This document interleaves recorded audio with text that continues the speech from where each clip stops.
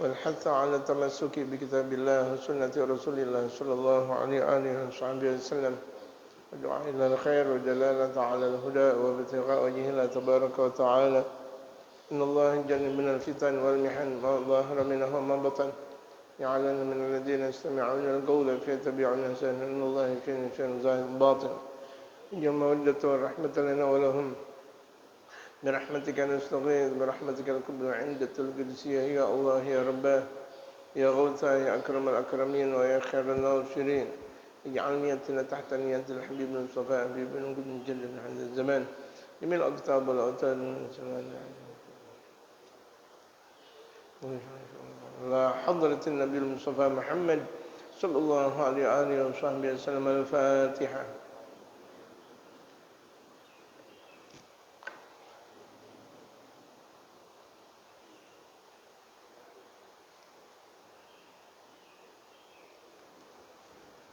Nanti ada lekar lagi yang sekira-kira kita naruh kitab seperti ini. Ya, yang sekira-kira ini kan ada tuh yang kecil untuk kira-kira naruh seperti ini. Kalau ada sekarang lebih bagus. Bismillahirrahmanirrahim. Alhamdulillahi Rabbil Alamin wassalatu wassalamu ala asyrafil anbiya'i wal mursalin wa ala alihi wa sahbihi ajma'in amma ba'du. Wa qad qala al-mu'allifu rahimahullah ta'ala wa adama an-naf'a bihi wa bi 'ulumihi fid darain amin qala. Wa qad qala al-mu'allifu rahimahullah ta'ala wa adama an-naf'a bihi wa bi 'ulumihi fid darain amin. Al-wasailu wa turuq at-ta'amuli ma'aha fi qadhiyat at-tarbiyah. Pembahasan kita tentang masih pendidikan kepada sang anak. Bagaimana metode pendidikan kepada sang anak? Kalau metodenya salah, semuanya bakal salah. Itu sudah dipastikan. Metode itu cara atau jalan. Kalau cara dan atau jalan itu salah, jangan harap sampai dalam tujuan. Bapak kampungnya di mana? Kemayoran. Kemayoran. Yang jauhan dikit yang mana nih?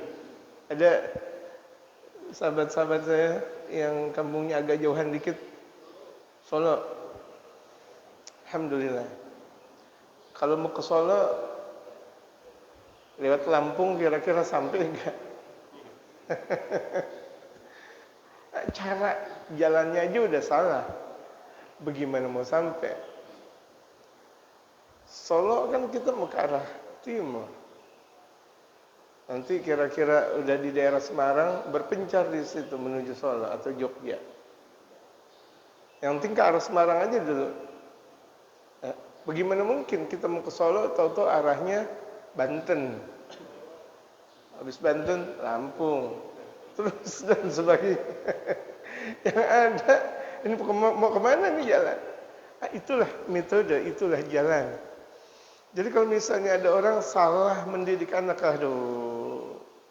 Kalau dalam satu perjalanan kita di dunia salah, musingin, ngeselin, salah jalan. Bagaimana kalau salah akhirat? Akhirnya banyak kejadian anak-anak karena memang salah didikan, terjadilah apa yang terjadi sekarang ini. Terkadang kalau misalnya saya berangkat sebelum subuh, misalnya dari jam 3-an, saya berangkat tuh dari rumah jam 3 dini hari. Mungkin jamaah lagi asik kali ya. Bismillahirrahmanirrahim, ya bismika amut. Belum bangun-bangun tuh. Kita udah mulai berangkat, kesian tuh yang ada di jalanan. Ada yang tidur, ada yang aduh gitu. Kalau kita turun untuk dakwah, waktu kita habiskan di situ. Sementara kita mau berada ke satu tujuan. Tapi artinya ada yang model seperti itu. Bisa dikatakan karena memang awal satu perjalanannya salah. Kalau udah salah, nggak bakal sampai tujuan. Katsiran mimma yatahaddatsu bihi 'an at-tarbiyati fi waqi'i hadhihi al-hayati min asaliba aw wasaila. Banyak sekali yang diperbincangkan tentang pendidikan dalam kehidupan nyata dengan berbagai macam gaya bahasa dan cara. Qad yushahadu laha najahan, terkadang disaksikan dengan cara seperti itu terkadang berhasil. Ada orang mendidik anak dengan cara A terkadang berhasil, dengan cara B terkadang berhasil. Lihat, terkadang. Ini lihat, terkadang. Fil wusuli ila gharadin ma, terkadang berhasil dalam satu perjalanan dalam tujuan apapun. Dalam tujuan ini hasil, tujuan ini hasil, terkadang. Fanaqulu, kemudian kami katakan, laisal maqsudu lana bitarbiyati an-nadharul ghasiru. Ini kita udah kasih batasan, batasan pendidik, batasan didikan kepada anak bagaimana. Tujuan kita bukan cuma sekedar pantauan untuk jangka yang pendek saja, tidak. Jadi ketika kita mendidik anak bukan hanya untuk urusan dunia saja. Ini harus diperhatikan buat orang-orang tuanya. Terkadang mendidik anak di sekolah tujuannya untuk cari kerja, biar dapat karir tinggi. Ini kesalahan fatal nih buat orang-orang tua. Jadi ketika mendidik anaknya, nah kamu nanti kerjanya enak, nah nanti kamu usahanya enak, nah nanti kamu, tujuannya cuma sekedar dunia saja. Walal mahdudu 'alal hayati dunyawiyah, karena tujuan kita mendidik anak batasannya bukan untuk batasan urusan dunia saja, tidak. Kita mendidik anak, kita mendidik keluarga, kita mendidik masyarakat secara umum, itu bukan untuk mendidik dunianya saja. Oh, kalau misalnya anak pendidikannya tinggi kan Masya Allah, di masyarakat luar biasa, gajiannya banyak, kedudukannya di sana sini, sarana dia bakal dapati, dunia bakal didapati semuanya. Kalau itu saja, tak ubahnya dengan mereka ahli dunia. Sama dengan mereka orang-orang kafir yang tujuannya mendidik anak hanya duniawi. Apakah kita sama dengan orang kafir? Oh, tidak. Kita mendidik anak lebih daripada itu. Ya. Walakinnal maqsuda bitarbiyati an-nadharul mutakamil alladhi ya'rifu mura'atul maslahah. Namun tujuan yang sempurna di sini, tujuan kita mendidik anak adalah tujuan sempurna untuk mengetahui bagaimana kemaslahatan lihadzal insan, untuk manusia tersebut, fi zahirihi wa batini, zahir dan batin. Jadi bukan cuma sekadar dunia aja, zahirnya benar, batinnya benar, apa yang telah dikatakan benar, hatinya benar. Kan terkadang ada orang kelihatan dididik sopan santun, tapi cuma sekedar zahirnya saja, batinnya tidak. Diajarkan etika, tapi yang diamalkan cuma sekedar zahirnya saja, tapi batinnya tidak. Nah, kita lebih daripada itu. Kita mendidik tujuannya zahir dan batin. Anak atau anak didik kita, murid kita, seluruh yang mau minta dididik atau yang kita didik kepada mereka, tujuannya lebih daripada itu. Zahirnya terdidik, batinnya terdidik. Kalau zahirnya terdidik dan batinnya terdidik, selamat kita. Tidak bakal ada pengingkaran di situ. Kenapa banyak guru silat mengajarkan kepada muridnya silat, kemudian banyak pengingkaran? Bisa jadi karena memang muridnya mau menguasai ilmu persilatan, mau lebih ngetop lagi, atau bisa jadi muridnya mau menjatuhkan gurunya, guru silat tersebut, biar dia mendapatkan uang banyak. Bisa jadi. Tapi kalau misalnya seorang murid mau mengalahkan ulama atau gurunya, apa yang harus dikalahkan? Pertanyaannya, anak ketika mau mengalahkan orang tuanya, apa yang harus dikalahkan? Setinggi-tinggi derajat sang anak di sisi orang tua adalah anak. Ingat nih, harus dipahami semuanya. Setinggi-tinggi derajat sang anak di hadapan orang tuanya adalah anak. Makanya saya bilang, kalau misalnya anak mau menguasai orang tuanya, apa yang harus dikuasai? Karena setinggi-tinggi derajat anak di sisi orang tua adalah anak. Walaupun dia adalah seorang ulama besar, anaknya seorang ulama besar, jenderal bintang berapa yang paling tinggi di Indonesia? Bintang 7. Puyang semuanya kan. Bintang 7 puyang. Bintang, Masya Allah. Taruh jenderal bintang 4. Tapi ketika berada di hadapan orang tuanya, lepas. Bintang-bintangnya ada. Hatta katanya dikatakan bintang 7. Kupu-kupu semuanya. Ya kan? Tinggalkan itu semua. Mau kita sebagai anak orang paling hebat di masa kita, atau orang paling luar biasa di hadapan masyarakat kita, kita di sisi orang tua kita, kita di sisi guru kita. Murid di hadapan gurunya adalah murid, sebagaimana anak di hadapan orang tuanya adalah anak. Karena tidak pernah ada bekas anak dan tidak pernah ada bekas murid. Bekas istri ada, ya kayaknya. Bekas istri ada, tapi adakah bekas anak? Bekas murid, tuh dia bekas murid saya tuh. Jangan. Kesian. Putus rahmat dari Allah Subhanahu wa taala kalau misalnya ada orang tua, ada orang guru mengatakan tuh dia dulu bekas murid saya. Berarti udah enggak jadi murid lagi, pengkhianat kalau begitu jadinya. Gitu. Allahu Akbar. Jadi didikan itu tujuannya zahir dan batin. Zahirnya benar, alhamdulillah, batinnya juga benar. Kalau mau dicari keburukan tidak ada memang, karena memang batinnya udah benar semuanya. Benar asli, safi dia punya hati, bersih dia punya hati. Jengkel enggak ada. Sombong tidak ada. Menguasai orang enggak ada. Jelek-jelekan orang enggak ada. Itu terdidik. Allahu Akbar.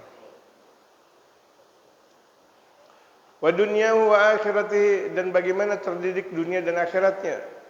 Jadi ini tujuannya lebih besar daripada orang-orang kafir. Orang kafir tujuannya hanya dunia, tapi kita muslim tujuannya dunia dan akhirat. Wa ma ba'da mamatihi, setelah kematiannya, bahkan setelah kematiannya. Karena memang kehidupan setelah kematian berhubungan dengan kehidupan sebelum kematian. Hidup setelah kematian itu berhubungan dengan kehidupan sebelum kematian. Jadi setelah kematian kita ditentukan di masa hidupnya kita ini sekarang. Bagaimana kita bisa menjadikan corak kehidupan nanti di dalam kubur? Putihkah? Indahkah? Tergantung kita di alam dunia.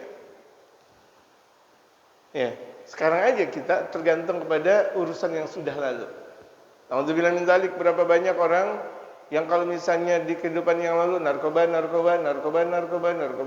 lagi. Sekarang di mana mereka? Di rumah sakit atau mungkin udah meninggal dunia. Atau mungkin dia mempunyai penyakit yang parah, diajak zikir 2 jam, 3 jam sudah tidak mampu. Tidak mampu, kenapa? Rusak sel-selnya. Kekuatannya sudah rusak. Itu kenapa? Karena olahan dari zaman-zaman yang lalu. Kehidupan yang akan datang tergantung sekarang.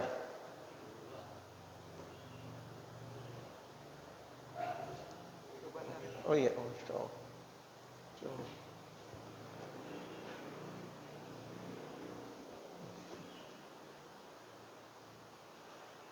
fi hayati abadihi wa khuludihi, dalam kehidupan abadinya. Nah itu dia. Bagaimana ketika kehidupan yang abadi kelak nanti di hari kiamat. La nihayata laha wala qada'a wala ghayata.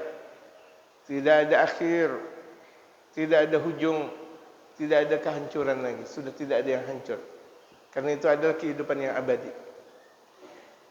Inna hadhil wasaila qad tahtadi ilaiha al-'ubulu tahqiqa li tahqiqi aghradin qasiratin aw faniyatin. Sarana-sarana untuk mendidik terkadang mengarahkan, terkadang akal itu bisa mengarahkan untuk merealisasikan satu tujuan yang pendek, aw faniyatin, atau tujuan yang senyap. Berapa banyak sarana pendidikan tujuannya untuk dunia saja. Mau kerja, itu kan iklannya saja. Mau kerja mudah, mau kerja cepat langsung dapat duit, kuliahlah di sini. Dari iklan saja sudah menyalahi atur. Kita mau selamat dunia, mau selamat akhirat gitu. Jadi kan berbeda, jauh gitu antara tujuan seorang muslim dengan tujuan orang kafir dan atau orang munafik. Au tahqiqi aghradin 'azimatin abadiyatin. Terkadang juga bisa merealisasikan tujuan yang mulia yang abadi. Nah, ini kita lihat sarana pendidikan mana yang bisa menjaga keutuhan, dunia dapat, akhirat dapat. Kan sayang kalau misalnya anak-anak kita, ponakan kita, anak keturunan kita dan sebagainya, mereka cuma mendapatkan dunia saja tanpa akhirat. Sayang, tujuan utamanya bukan dunia, tapi akhirat. Qad tattahidul wasail, terkadang sarana-sarana tersebut bisa menjadi satu. Bisa. Walakin la yajuzu an yatasarraba ila aqlil mu'mini anal ihtidaa ila hadhil wasail yakunu bin qita'in 'an syar'il masuni. Namun di sini batasannya lagi. Ya. Batasannya lagi harus juga diperjelas, tidak boleh ada di dalam akal seorang yang beriman mengarahkan sarana pendidikan dengan cara memutus dengan syariatul Islam. Kalau misalnya ada orang nih mau mendapatkan tujuan didikan yang sempurna tapi dia memutuskan syariatul Islam, ini hati-hati. Sekolah nggak boleh pakai jilbab. Waduh. Ya, sekolah nggak boleh pakai jilbab. Atau ada orang kerja nggak boleh pakai jilbab. Jadi kalau yang jualan-jualan sambil diri apa namanya? SPG nggak boleh pakai jilbab. Atau bapaknya SPG atau engkongnya SPG nggak boleh pakai jilbab. Dunia nggak dapat, akhirat apa lagi? Seberapa gaji SPG? Hatta yang mempunyai SPG sekalipun nggak seberapanya dengan dia membuka jilbab. Boleh kerja tapi nggak boleh sholat subuh. Boleh kerja tapi nggak boleh sholat Jumat. Memutuskan syariatul Islam. Padahal di negara kita sudah ada undang-undangnya. Andaikan diungkapkan saja, maka perusahaan tersebut bakal ditarik. Udah ada. Nggak perlu banyak berburuk sangka dengan pemerintah. Artinya di situ sudah ada undang-undang yang berlaku. Tergantung kita untuk menyelami keberanian atau ketidakberaniannya kita dalam mengungkapkan kebenaran dalam satu perusahaan yang ada. Sekarang lihat banyak-banyak dokter. Kita lihat dokter-dokter itu dokter naturalisasi. Kalah main bola. Main bola kan udah banyak naturalisasi. Menang mulu, wajar juga sih. Ini dokter naturalisasi. Ngambil dari sana, ngambil dari sini, itu biaya negara besar jamaah sekalian. Ambil aja masyarakat-masyarakat yang ada, yang memang betul-betul potensi untuk masuk dalam fakultas kedokteran. Ini kalau masuk fakultas kedokteran atau masuk dalam berbagai macam fakultas, itu kan biayanya mahal. Padahal tidak harus seperti itu jemaah. Andaikan ditopang oleh negara dan ditopang oleh masyarakat yang ada, umat-umat Islam Indonesia pintar jemaah. Umat-umat Islam Indonesia tuh pintarnya luar biasa. Cuma memang terhalang dengan berbagai macam aspek. Nah, terhalangnya ini pada akhirnya bagaimana mungkin naik ke atas kalau di bawah sudah ditebang. Kalau baru masuk pertengahan sudah dipenggal, bagaimana mungkin bisa naik ke atas? Ini titik permasalahannya. Diambil dokter dari luar, diambil ini, ahli ini dari luar. Gak harus. Ini masyarakat muslim Indonesia yang mau kuliah atau udah kuliah, dikasih kesempatan. Terus dan terus dan terus. Pengabdian orang asli dengan orang yang bukan asli, beda jamaah sekalian. Nih, pengabdian dari orang asli yang memang betul-betul dia menjadikan Indonesia sebagai nusantaranya, dengan orang yang cuma sekedar pintar kemudian datang, nanti bakal mereka balik lagi. Kenapa? Itu bukan tujuan mereka.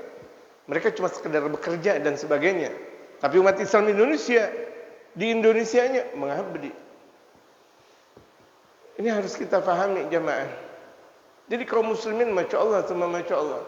Kajian kita banyak, kajian ini banyak. Kalau misalnya mereka betul-betul mengamati apa yang telah dikatakan oleh mereka para ulama, kaum muslimin pintar dunia akhirat sebenarnya. Ini Masya Allah, satu keilmuan tentang sebuah pendidikan yang mungkin ketika kita lihat di majelis jarang terjadi.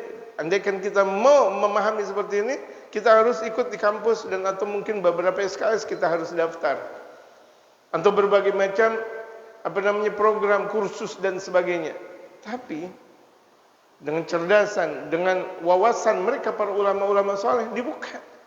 Ilmu ini dibuka, ilmu itu dibuka, ilmu ini dibuka. Yang sepantasnya dan selayaknya seorang muslim itu adalah alim. Alim di dunia wa alim di ukhra. Alim dunia dan alim akhirat.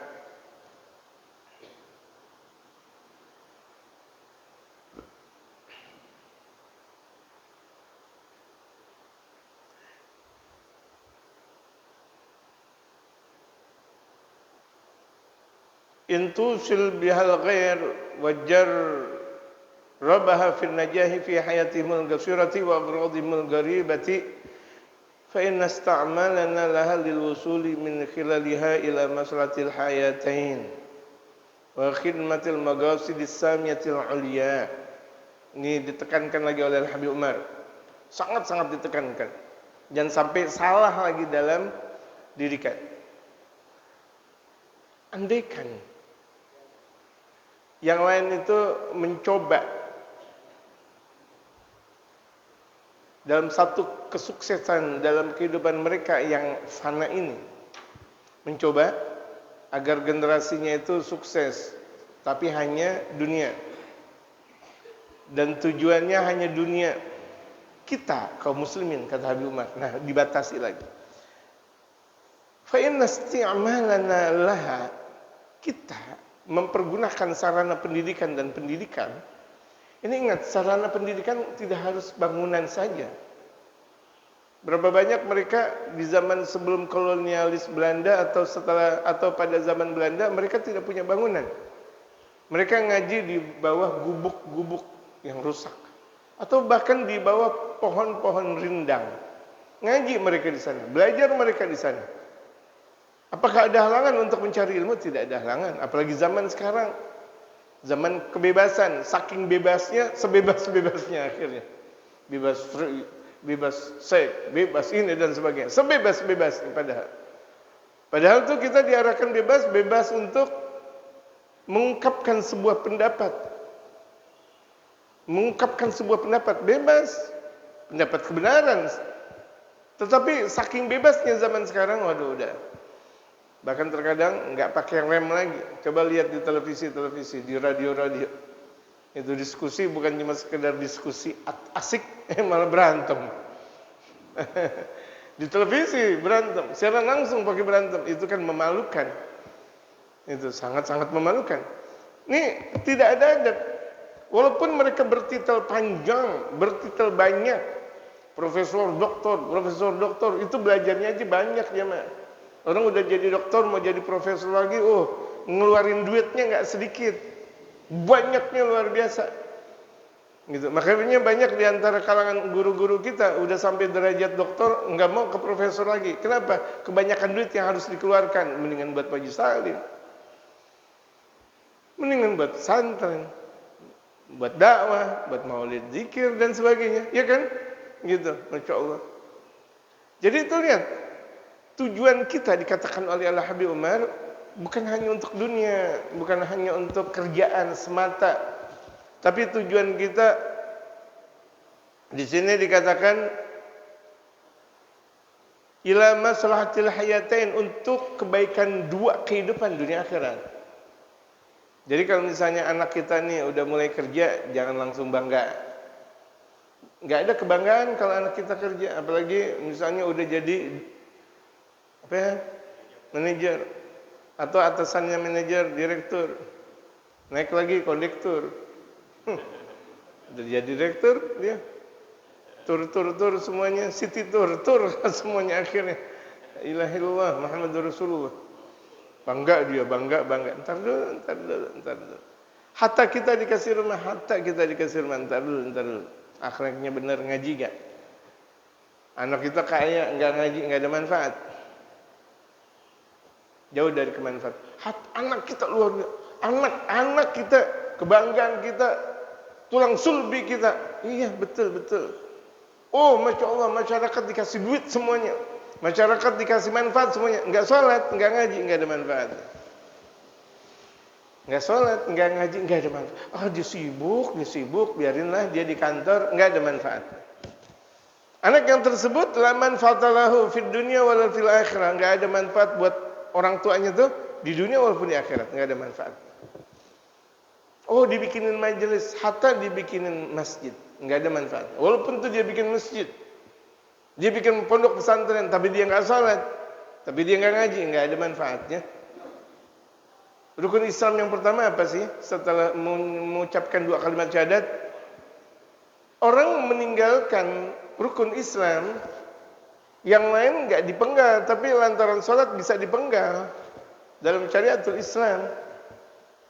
Orang enggak haji, mungkin enggak dipenggal. Orang enggak enggak zakat, mungkin enggak dipenggal. Tapi ketika orang meninggalkan sholat, dipenggal dalam syariatul Islam. Dengan persyaratannya, ingat, jangan main penggal aja gitu, dosa kita, ada hukum di situ. Bukan sholat, penggal, dosa. Ngajinya dulu yang benar. Makanya itu perlu penguatan tentang keilmuan syariatul Islam. Karena memang negara kita bukan negara Islam. Ya. Jadi susah untuk kita terapkan hukum-hukum Islam di negara kita. Karena negara kita bukan hukum Islam. Negara kita berasaskan Pancasila. Jadi beda. Mau dibilang apapun beda antara negara Islam dengan Pancasila. Kalau untuk merubah itu semuanya perlu revolusi besar. Dan kita nggak bisa untuk mengadakan revolusi. Karena kalau sebuah revolusi ada, hancur. Minimal sebagian warga Republik Indonesia berperang dan mati. Peperangan? Apakah kita tega? 350 tahun lebih kita untuk merdeka, tapi giliran untuk merdeka malah mau perang lagi. Kan aneh. Gitu, aneh. Ini sudah ditakdirkan oleh Allah. Tinggal jaga.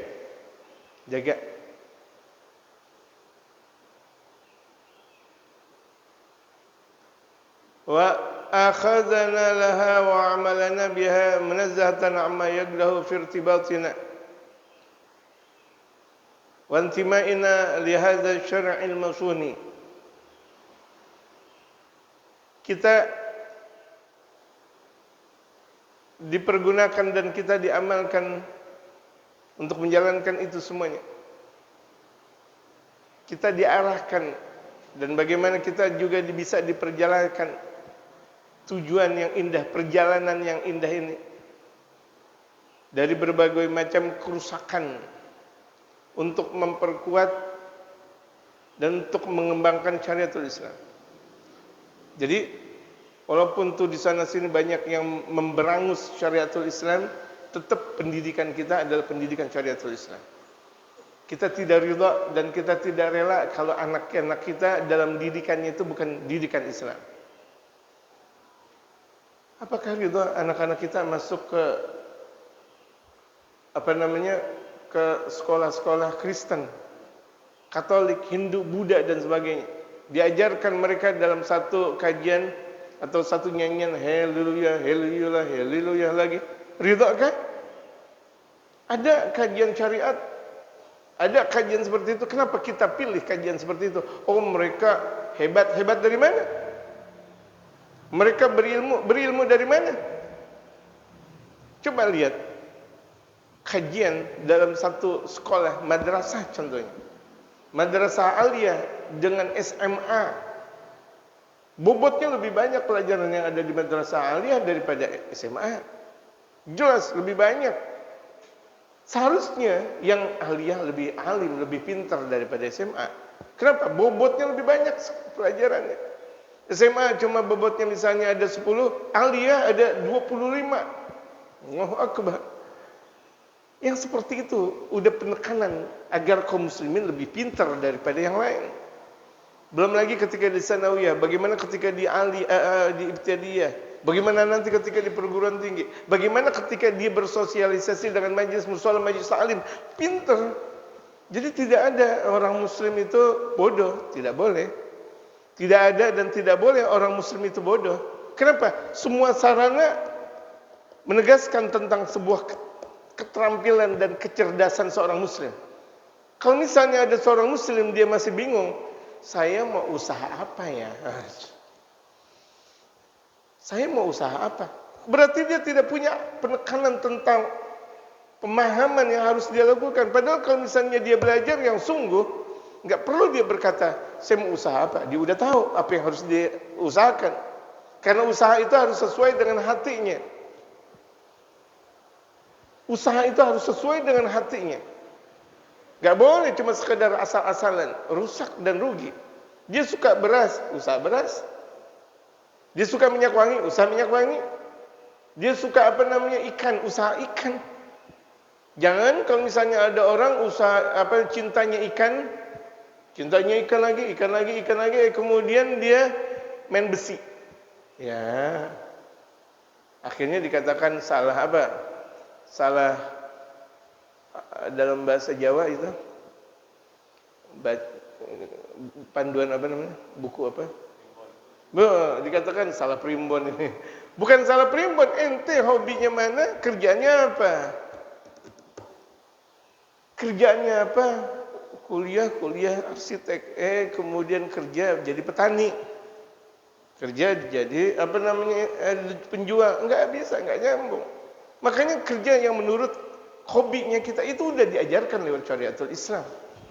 Enggak bisa seseorang mengatakan saya mau apa ya, saya bingung nih, saya mau apa ya, bingung. Tidak ada seorang muslim berkata seperti itu. Keilmuan sudah menopang seharusnya jamaah sekalian. Nah, kita kembangkan lagi sekarang di masyarakat kita. Sebenarnya ketika ada sebuah kelompok pencapir dulu di zaman Pak Harto, atau KUD di zaman Pak Harto juga, atau apa semuanya itu semuanya sudah digagaskan oleh Majelis Ulama zaman dahulu.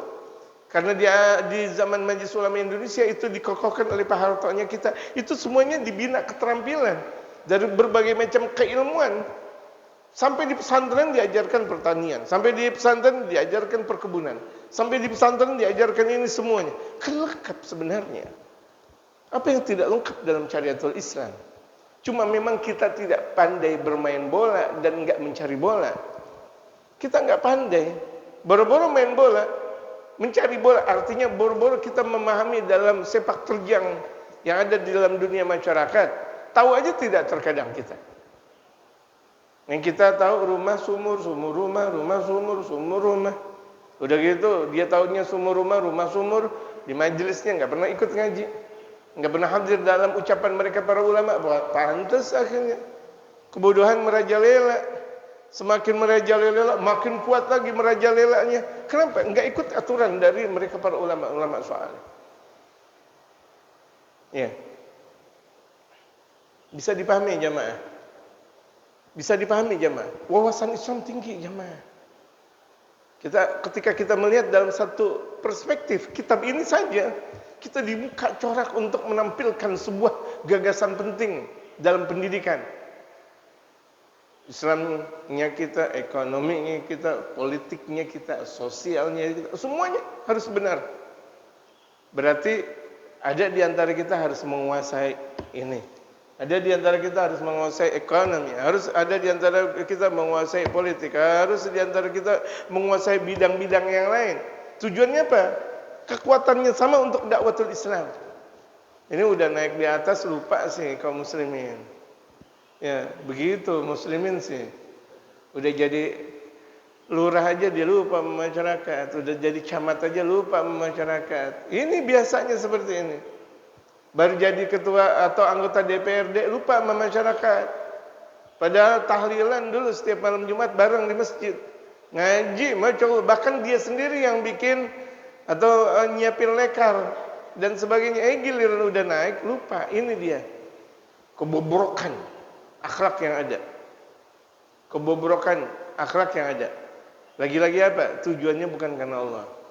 Kalau dia mau menjadi pejabat tujuannya karena Allah, tidak seperti itu. Kalau ikhlas karena Allah, semuanya bakal dimudahkan oleh Allah dalam menjaga syariatnya. Lihat aja. Siapapun di antara kita, ketika sukses, kita malah menjalankan syariatul Islam, berarti niat kita ikhlas. Itu saja, jamaah sekalian. Kita sukses. Kita udah jadi ini dan itu. Atau di antara kita udah jadi pejabat, atau direktur, atau manajer minimal, atau misalnya apa, jenderal dan sebagainya. Oh, kepala ini dan sebagainya. Dia tetap bisa menjalankan syariatul Islam, berarti niatnya memang sudah ikhlas. Jangan giliran udah punya banyak duit dia lupa. Pengajian biasa, minggu dan minggu lagi dan minggu. Tahu-tahunya ada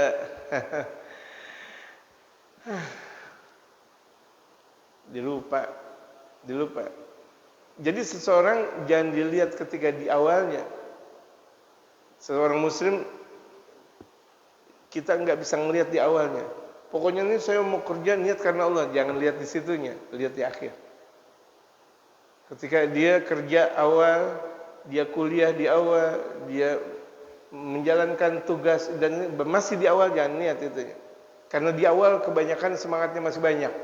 Tapi kalau di akhir dia masih punya semangat tinggi, alhamdulillah. Bisa paham jemaah? Makanya pandanglah manusia jangan di awal tapi di akhir. Ketika dia sudah menjadi pejabat, dia masih ingatkah? Bukan masih ingat, justru dia sebagai kekuatan pionir dalam menjalankan syariatul Islam. Bukan malah melempem. Masuk DPR melempem, DPRD melempem, jadi pejabat melempem. Tujuannya udah nggak benar. Siapapun. Laisa illa min tawjih syar'i nafsi.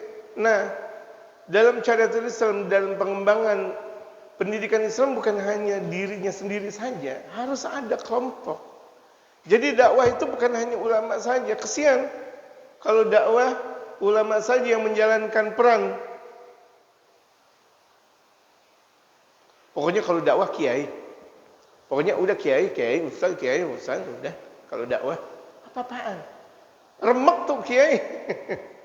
Kalau cuma sekedar mengandalkan dakwah hanya seorang kiai, para habaib saja. Ada tuh berkelompok. Seorang ulama nggak bisa dia memenuhi target dengan banyaknya. Oke lah, ulama dan guru-guru kita ngajarin, mengarahkan. Tugas kita menguatkan ekonomi. Tugas kita menguatkan politik. Tugas kita menguatkan sosial budaya. Tugas kita menguatkan pertahanan dan keamanan. Jangan semuanya ulama-ulama disuruh begadang. Kenapa? Pos ronda. Ini RT-nya aja yang kebangetan. Kiai diundang untuk jaga pos ronda. Siskamling. RT-nya yang geblek begitu jadi. Enggak benar. Justru harus penghormatan kepada mereka para ulama. Jangan ulama disuruh pos kamling, jangan ulama jadwal ente. Udah enggak bantu ulama, membuat ulama cepat mati lagi. Gak bisa, ulama harus ada tugas-tugas masing-masing jemaah sekalian. Gak bakal bisa. Gak bakal bisa kalau misalnya udah diajarkan oleh baginda Rasul Muhammad SAW dakwah dengan kebersamaan. Di sisi Rasulullah ada Sayyidina Abu Bakar, ada Sayyidina Umar, ada Sayyidina Utsman, ada Sayyidina Ali. Kekuatan orang-orang dewasa di Sayyidina Abu Bakar dengan tampilan bijaknya. Kekuatan keagungan dan kebesaran dengan penuh amar ma'ruf dan nahi munkar ada di Sayyidina Umar. Kekuatan kedisiplinan tentang masalah ekonomi ada Sayyidina Utsman. Kekuatan pemuda ketika itu ada Sayyidina Imam Ali bin Abi Thalib. Itulah dakwah.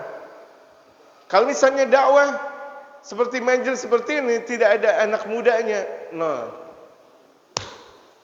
Kalau cuma sekedar anak muda cuma ikut sholawatan aja, ya Rabbi sholli ala Muhammad, ya Rabbi sholli alaihi wasallam. Banyak anak muda, tapi kajian yang lebih penting daripada ini nggak ada anak muda, kurang berarti kalau begitu jadi. Keistimewaan majelis kalau ada orang tuanya, kalau ada dewasanya, kalau ada anak mudanya, kalau ada anak kecilnya, sempurna. Makanya terkadang saya lihat dalam jamaah saya nggak ngelihat kuantitasnya, tapi saya lihat di sisi orang tua ada, anak muda nggak ada. Anak mudanya adanya di sholawatannya doang. Repot kalau begini jadinya. Hatta sholawatan sampai jam 1 sampai jam 2 nggak ikut pengajian model kayak gini. No, nggak ada manfaatnya. Kekuatan sholawat itu ketika ada keilmuan. Ulama-ulama kita ngajarin sholawat kalau udah pada ngaji baru sholawatan. Gembrang dan gembrengnya itu setelah ngaji. Bukan malah dibedakan. Sholawatan secara khusus, ngaji secara khusus. Iya, mereka ikut sholawatannya doang, ngajinya enggak. Di Hadramaut kita tidak seperti itu. Di Hadramaut kita habis sholawatan ngaji, makanya mau nggak mau mereka ikut ngaji. Habis sholawatan lagi ngaji lagi, habis sholawatan lagi ngaji lagi. Jadi keindahan dikatakan oleh mereka para ulama, dan majelis taklim akan berkembang dan majelis taklim akan kuat. Bukan cuma sekedar orang tuanya doang yang banyak, ada ratusan orang tua, tapi anak mudanya nggak ada. Nah, walaupun ratusan orang tua bentar lagi meninggal. Anak mudanya nggak ada manfaat. Ada sih manfaat untuk mereka yang bakal meninggal dunia. Tapi anak mudanya nggak ada, anak kecilnya nggak ada. Jadi keistimewaan majelis itu ada orang tua, ada orang dewasa, ada anak muda, ada anak kecil. Nggak apa-apa anak kecil sambil tiduran, sambil tidur kayak sambil apa, tapi jangan ajak berisik. Ini masjid, ini majelis taklim, jaga kekuatan masjid, mushola, majelis taklim dan sebagainya, tapi harus ada. Bisa dengar jamaah sekalian, inilah yang disebut dengan pendidikan. Salah. Kalau misalnya dikhususkan pengajian anak muda khusus, akhirnya khusus mereka. Nggak pernah mau datang dalam pengajian umum, dianggap khusus. Sementara itu bukan pengajian. Kalau cuma sekedar sholawatan saja dan atau zikiran saja, itu bukan pengajian. Pengajian yang ada hukumnya. Akhirnya anak-anak muda tidak berkreasi. Tidak berkreasi. Sholawat nggak ngerti, ilmu nggak ngerti, semuanya tidak ngerti. Cuma sekedar duduk enak, duduk manis. Sementara cobaan dunia luar biasa, fitnah dunia luar biasa. Keluar dia dari masjid dia nggak kuat. Oh, kenapa? Modelnya seperti itu. Harus diperbaiki. Ya, harus diperbaiki. Ada ulama-ulama kita ketika masuk majelis jumlahnya banyak. Ketika dilihat Allahu Akbar. Aina syabab, mana anak muda? Terlihat. Aina syabab, mana anak muda? Orang-orang tuanya banyaknya luar biasa. Yang ditanya adalah aina syabab, mana anak muda? Ingat, aina syabab. Jangan sampai anak-anak muda kita boro-boro jadi khatib, jadi imam sholawat gemeteran. Imam sholat gemeteran. Nanti bagaimana? Sementara imam-imam kita, khatib-khatib kita terkadang bisa hadir, terkadang tidak hadir.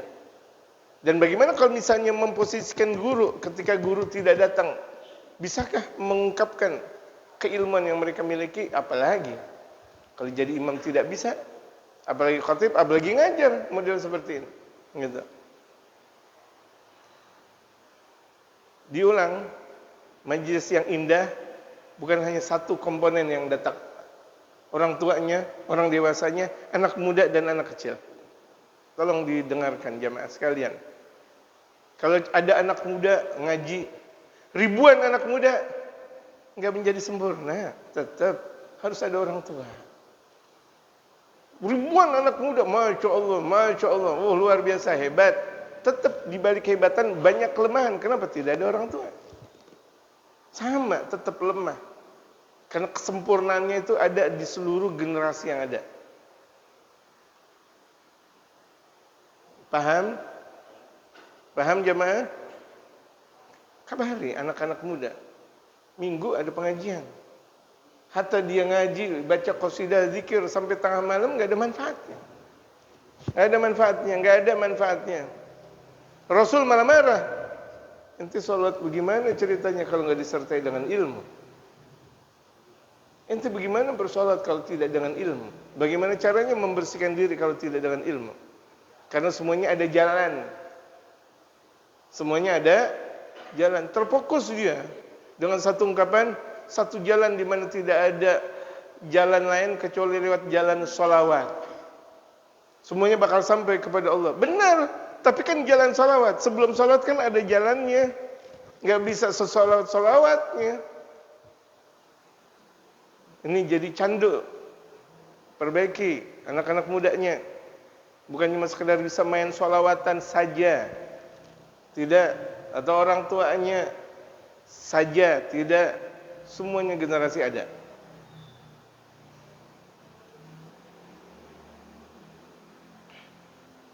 Seringkali dulu Mu'allim Syafi'i Adzami, seorang alim besar. Seorang Mu'allim Syafi'i Adzami, seorang alim besar. Saya punya guru mengeluh pengajian orang tua semua ya. Saya lihat. Ini kan nggak tahu, jamaah nggak tahu. Dianggap pengajian kitab, masya Allah orang tua semuanya enak kali. Pengajian orang tua semuanya. Harusnya kita paham. Harusnya kita paham. Berarti di situ ada dukanya seorang guru. Kok orang tua semuanya yang ngaji? Walaupun banyak semuanya pakai baca kitab, semuanya hebat, kelihatan ustaz dan kiai yang pada hadir. Aina syabab, mana anak muda? Kan kita nggak tahu. Karena kebanyakan jamaah kan nggak berguru dengan Mu'allim Syafi'i Adzami. Tidak tahu. Saya yang berguru dengan Mu'allim Syafi'i Adzami. Saya tahu. Pengajian sini banyak sih ya, orang tuanya. Anak mudanya ngelihat gak? Allahu Akbar. Nggak ada Mu'allim. Ente anak muda? Iya Mu'allim. Yang lain? Tahu. Nggak ada Mu'allim. Allahu Akbar. Allahu Akbar. Jangan dianggap tuh guru kita dengan pengajian besar banyak 50, 100 majelis girang. Enggak, kalau enggak ada anak muda enggak girang, duka di dalam hatinya.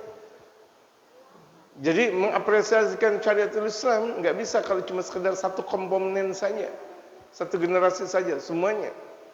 Gitu. Nah, ini dikatakan oleh Habib Umar bahwa dakwah enggak bisa dengan satu generasi saja. Bisa paham jemaah? Bisa paham jemaah? Kalau cuma sekedar ini dakwah usia 40 tahun ke atas, tidak ada anak mudanya, sempal dia punya dakwah. Tahu sempal? Bakal rontok dia. Sempalan, namanya sempalan, dia bakal rontok. Apalagi yang ngaji semuanya 60 tahun, tidak ada yang generasi 20, 30, sempak lagi, makin sempak dia. Makin jatuh udah. Ribuan orang, tapi kan 60 tahun. 2000 orang, tapi kan 70 tahun. Untuk mereka, alhamdulillah. Tapi untuk mengokohkan syariatul Islam, tanda tanya besar. Sementara aliran makin banyak. Sementara ajaran makin banyak. Mereka orang-orang non-muslim banyak tidak suka dengan eksisnya Islam ada di Indonesia. Dan bahkan umat Islam sudah memperkuat jatuh lagi. Memperkuat jatuh lagi. Kenapa? Akhirnya mereka masuk ke dalam generasi anak-anak muda. Anak mudanya nggak pada ngaji soalnya. Dengan game. Anak kecilnya game. Anak mudanya dengan judi online. Kemudian yang orang tuanya apa? Yang orang tuanya apa? Ya udah itu dia. Udah cukup, udah cukup, udah cukup. Ini kebanyakan saya ngomong. Udah cukup, udah cukup. Ada yang kupingnya gatal, ada yang kupingnya, aduh udah cukup, udah cukup. Tapi sebenarnya sih dulu-dulu saya mau ngomong, cuma lagi nggak ada bahasannya. Gilirannya ngepas bahasanya kena dah. Nggak girang-girang banget saya pengajian jumlahnya ratusan orang. Kalau nggak ada anak muda, nggak girang-girang banget saya. Sungguh, nggak girang. Tapi kalau ada di situ anak mudanya, ini anak mudanya cuma main hadrah doang. Anak mudanya pengajiannya cuma sekedar main salawatan doang, gimana saya mau girang? Betul kan? Musibah, innalillah wa inna ilaihi raji'un. Anak kecilnya cuma main TPA doang, ikut sertakan semuanya. Bukan. Jadi itu pengajian TPA cuma sekedar sesaat. Qasidah cuma sekedar sesaat. Yang abadi yang model seperti ini. Biarkan anak-anak kecil ikut, nggak ada masalah. Anak-anak muda apalagi generasi, gitu.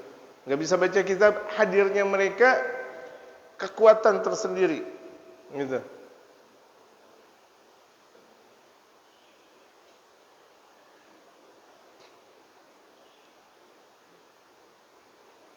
Habib Umar sering seperti itu jemaah sekalian.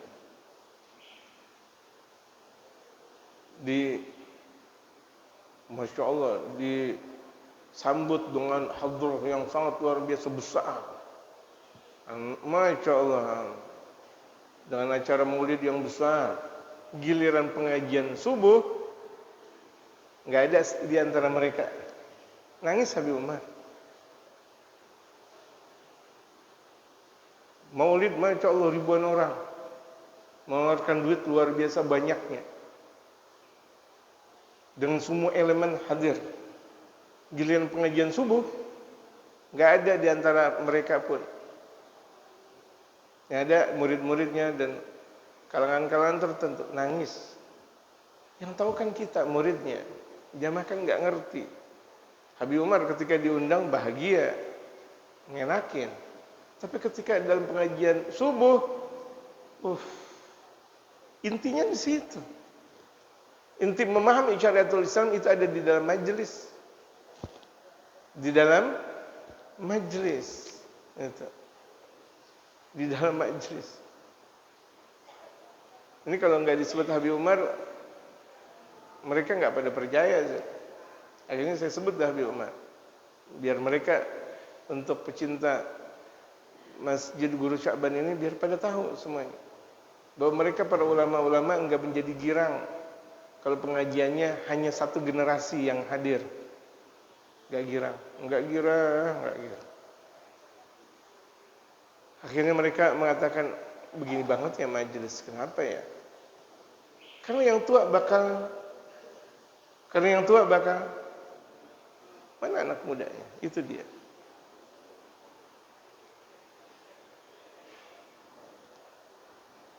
Jadi saya ngucap enggak lagi marah-marah ya jemaah. Saya ngucap lagi enggak marah-marah, enggak. Kesel nih, ngapain pakai kesel? Capek tuh, apa namanya, cepet tua. Apa yang pakai marah-marah? Ini saya ucapkan sayang. Seakan saya mengungkapkan dari guru-guru saya. Ungkapan dari guru-guru saya seperti itu. Mereka nangis. Maulid girang-girang aja. Iya, waktunya untuk girang. Tapi ketika waktunya lagi, ketika majelis ba'da subuh atau sore atau malam, sepi. Andaikan dikatakan oleh Maulana Syafi'i Azhari, andaikan majelis ta'lim seperti majelis yang sekarang itu lebih banyak daripada majelis maulid, kita nantikan keindahan Islam ke depan. Majelis maulid kan ribuan orang. Majelis ta'lim puluhan orang. Itu masih jangan diharap, entar dulu. Walaupun majelis maulid bagus, siapa yang bilang tidak bagus? Justru yang membawa maulid ulama. Yang ngomong-ngomong ini yang membawa kekuatan maulid. Ya, membawa kekuatan maulid. Tetapi di berbagai macam kekuatan di situ ada kelemahan, diperbaiki. Itu diperbaiki.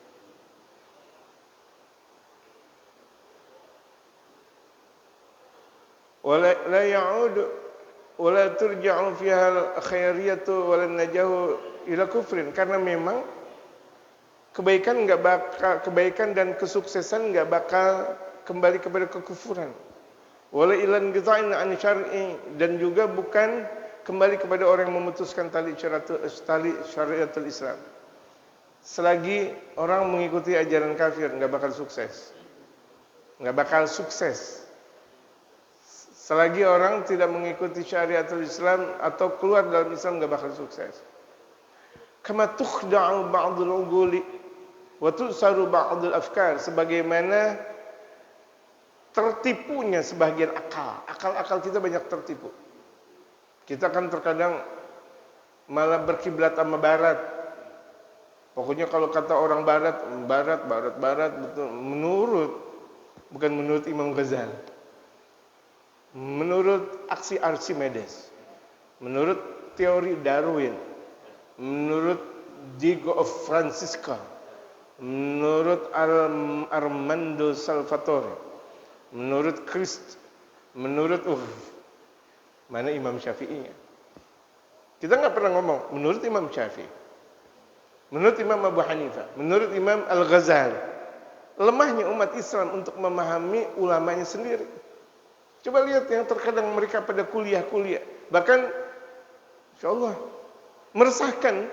Bukan harusnya kuliah makin berkah, tetapi kuliah malah mengagumi mereka orang-orang barat. Bahkan terkadang, saking mengaguminya, nggak mau menjalankan syariatul Islam. Kuliah filsafat, enggak sholat.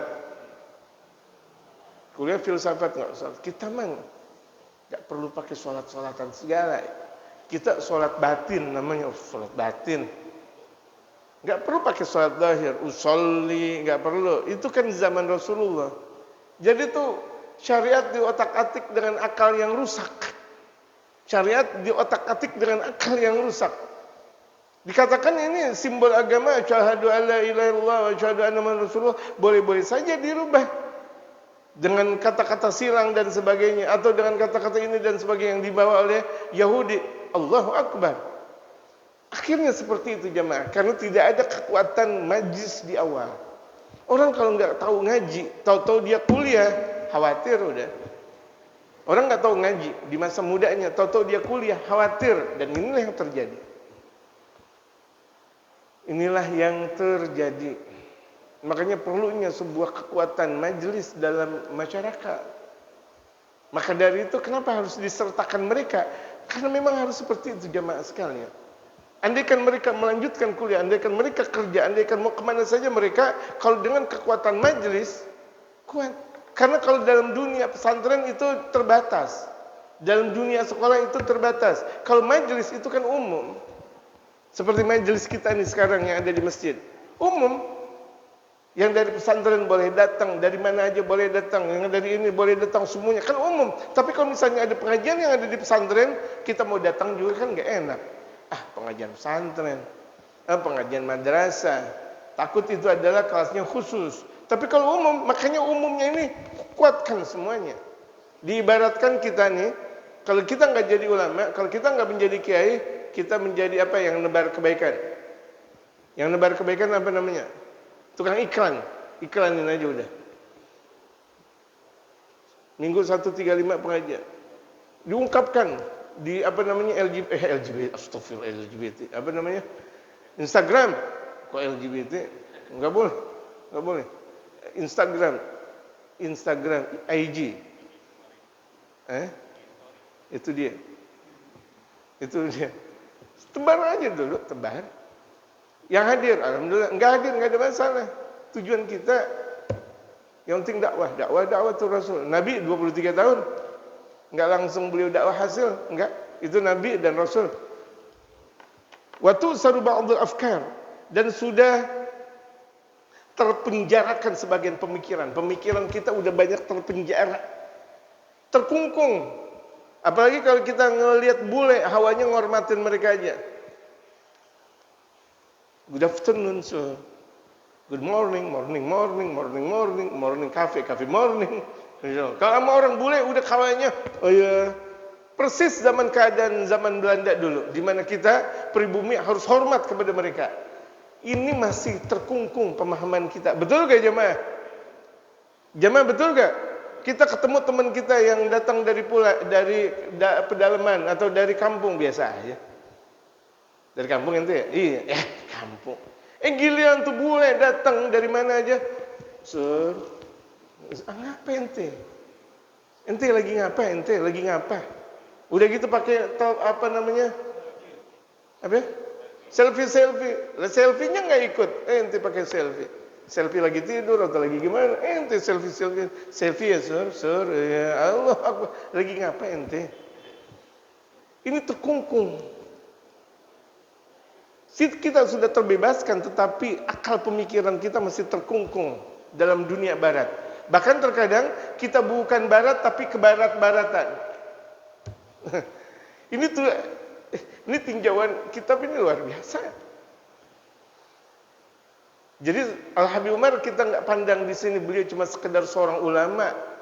Kita lihat bahwa beliau adalah seorang pemikir pula, pemikir global. Hebat. Karena itulah pemikiran yang dimiliki oleh mereka para ulama-ulama.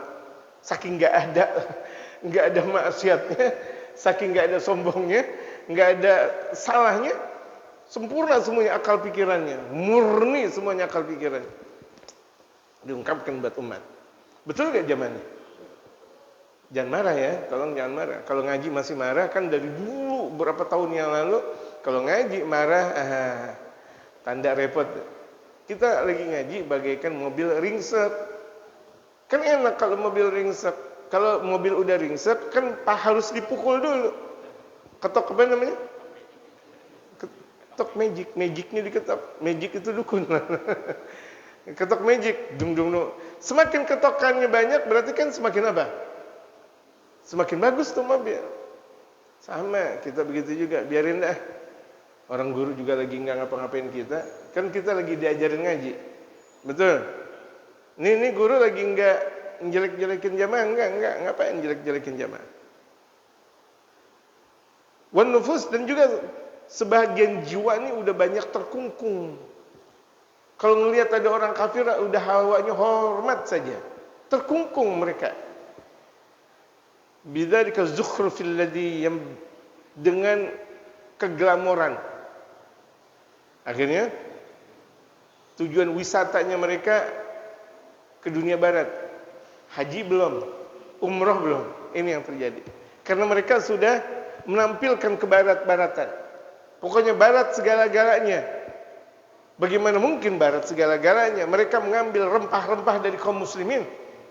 Orang-orang barat, entah itu Belanda, entah itu Jerman, entah itu Inggris, apalagi entah itu apa Prancis dan sebagainya.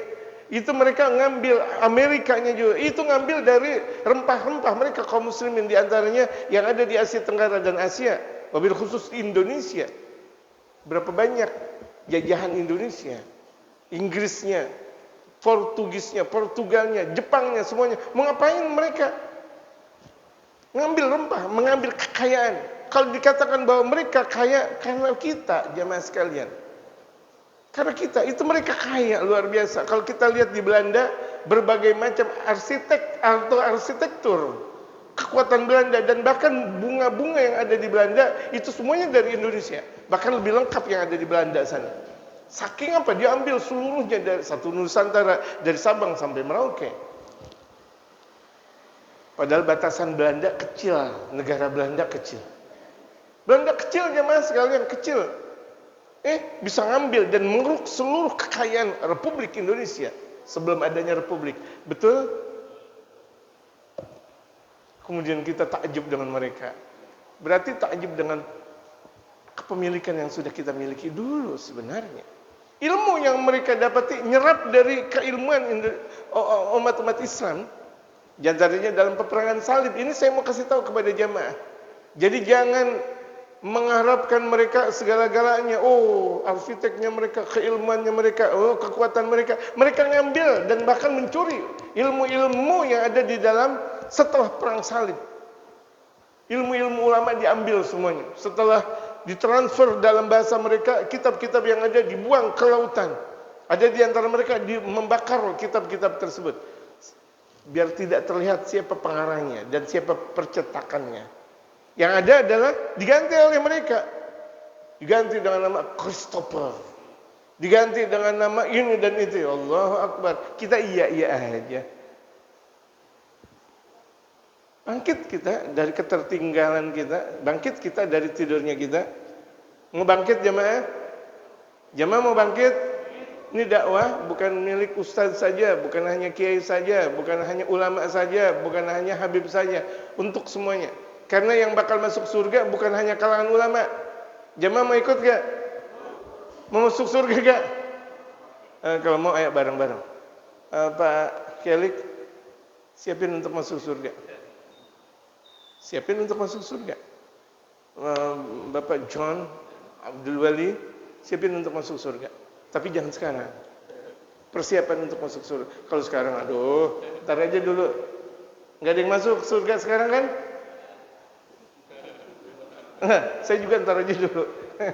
Ya, panjang umur, sehat walafiat, biar kita mempersiapkannya lebih banyak, insya Allah. Karena memang udah waktunya tiba. Saya minta maaf.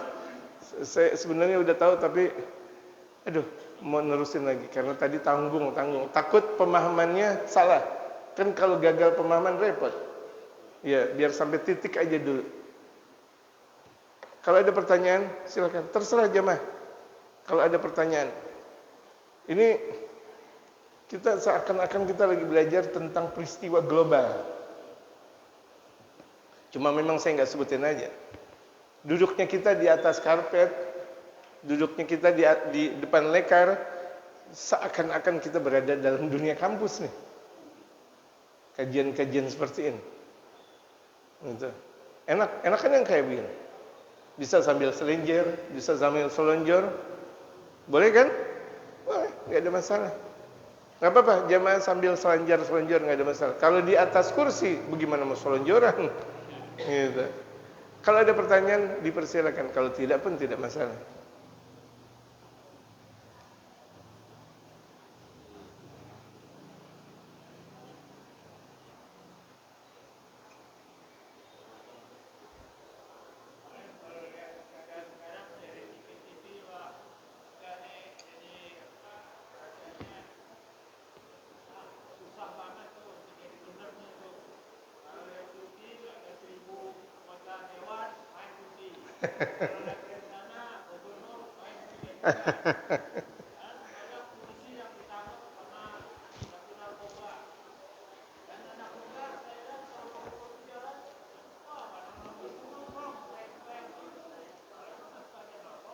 Iya.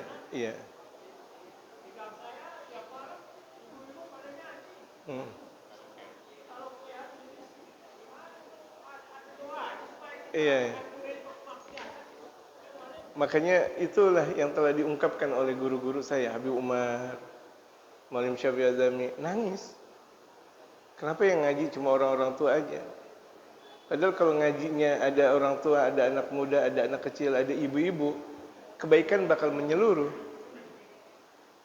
Kebaikan bakal menyeluruh.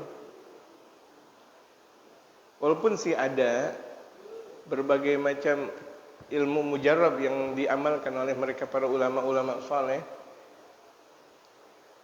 Misalnya dalam satu tempat di situ banyak narkobanya. Dalam satu tempat di situ banyak narkobanya.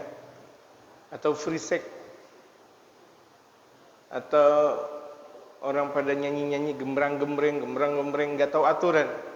Kalau nyanyi biasa sih sebenarnya enggak ada masalah. Enggak tahu aturan. Artinya nggak tahu aturan laki dan perempuan sampai tengah malam, bahkan sampai begadang. Itu kan nggak tahu aturan. Dulu sih saya pernah melakukan seperti itu. Saya melakukan ini dan itu. Senyap udah. Tapi memang capek ngamalinnya. Pernah. Ini artinya amalan yang pernah saya amalkan jamaah sekalian. Dan saya nggak ungkapkan di media ini. Walhasil saya pernah ngamalin di mana saking dulu kan saya masih muda kan, ya sekarang sih masih muda, cuma udah agak tuaan. Dulu masih muda semangatnya, apalagi baru pulang dari Hadramaut. Wah, Bapak ini semangat, saya lebih semangat lagi. Wah, luar biasa. Empet banget. Main silat aja kali ya. Tapi saya pikir jangan dah, nanti citra ulama rusak. Dinasihatin, pengajian diadain, bahkan deket, tetap nggak pakai nggak datang. Ya udah, saya pakai amalan, zikiran. Bismillahirrahmanirrahim. Shadaqallahul azim, dengan cara tertentu. Hilang sih. Artinya bukan niat menghilangkan mereka. Kalau niat menghilangkan mereka, mati mereka. Menghilangkan kegiatan mereka. Yang tadinya gembrang-gembreng, laki perempuan pada saya lakukan itu. Memang bertahap, enggak langsung tahu-tahu tuh malam, tuh besok 3 malam, seminggu, 2 minggu hilang, bertahap. Dan kitanya juga mandiri gak dalam berzikir. Saya amalin sih. Tes, hilang sih benar. Hilang. Cuma kan jangankan sih satu Jakarta, satu kelurahan aja banyak banget. Nah kan tugas saya bukan itu doang. Tugas saya ngaji, ngajar keluarga dan sebagainya. Kan capek juga. Dan ngamalin kayak gitu, boro-boro kalau misalnya dibantu dengan yang lainnya. Ditopang dengan yang lainnya, kan sendiri diri. Terkadang ada juga orang yang tidak suka. Misalnya di tempat-tempat naik club, itu banyak sekali tuh. Kalau enggak ibaratnya pertahanan yang menguatkan mereka secara zahir, ada juga pertahanan yang menguatkan mereka secara batin. Banyak dukun-dukunnya. Dukun-dukun yang ada di depan night club. Tempat-tempat bongkaran, tempat-tempat ini dan banyak sekali tempat-tempat naudzubillah min dzalik, gigolo dan sebagainya, itu banyak sekali dukun-dukunnya. Berperanglah dengan dukun tersebut. Nah, harus banyak kuat-kuatin. Kita harus lebih kuat dari mereka. Kalau enggak, matilah kita. Kalau kita enggak kuat, matilah kita. Tapi kalau kita kuat, kita niatnya untuk bukan merusak dukun, bukan untuk merusak gimana, biar enggak ada maksiat, udah gitu. Tapi jalan ke situ kan banyak hambatan. Ada dukun yang ini, gitu, nanti mau ngapain. Secara zahir sih tidak. Tahu-taunya secara batin, Masya Allah. Kita dibikin sakit, kita dibikin apa. Ya kan kita tahu, wah sakitnya nggak benar, bismillah. Bermalam-malam, nggak ngaji, nggak ngajar.